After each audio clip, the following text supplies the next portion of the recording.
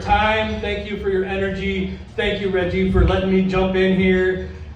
I cannot tell you how much I appreciate all of you for being here and for busboys and poets in places like this, having spaces like this. I know that I am not the only one in this room to say this, but I am alive today because of spots like this. Yeah.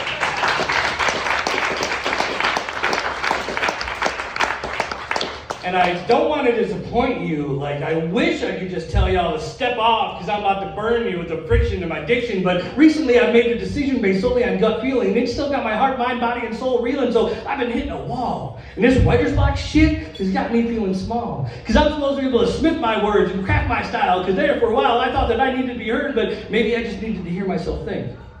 So I could gather my thoughts like a gathering of nations without the hesitation of a society of convenience where everything is supposed to save our time, but nothing ever seems to get done. So run, rat, run, because that's how things are done these days. Push through the maze, push through the haze, or the freeze with the graze, or the season of days of this 8-8-week overtime craze, or learn to become nothing but suicide slaves.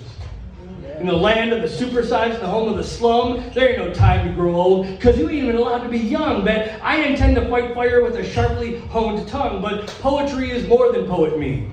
It's poet you, and poet true.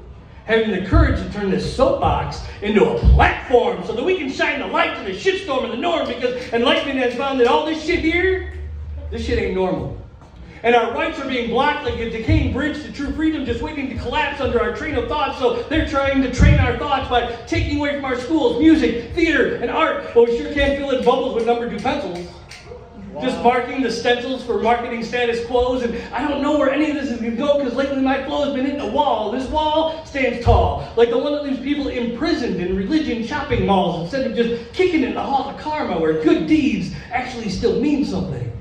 Instead of just being a list of things to do to get your soul through in hopes that someday you might get to earn your wings, but there is still something that we can't quite grasp, and we have been trained to be afraid to ask, because they don't want us to know that we were all born with these wings. Yeah. And the ability to sing. No, they'd rather have us kissing some false idols, ringleader of a kiddie porno ring, and they say he's closest to God. What's it going to take for us to recognize that all we got to do is just drop all this shopping and step out the door? Stop talking when we pray and learn to listen. But alas, this too shall pass. So luckily in D.C. it's legal to go get some grass. So I'm going to go ahead and pass through these bricks of ego and this mortar of fear, because you see, I didn't come here tonight at Busboys and Poets in Washington, D.C. just to spit. I came here to hear. So I'm tired of banging my head on this wall, and I'm sick of feeling small.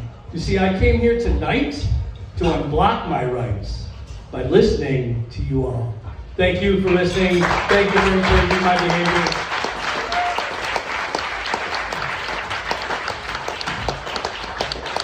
Propaganda Poet, everybody. Propaganda Poet.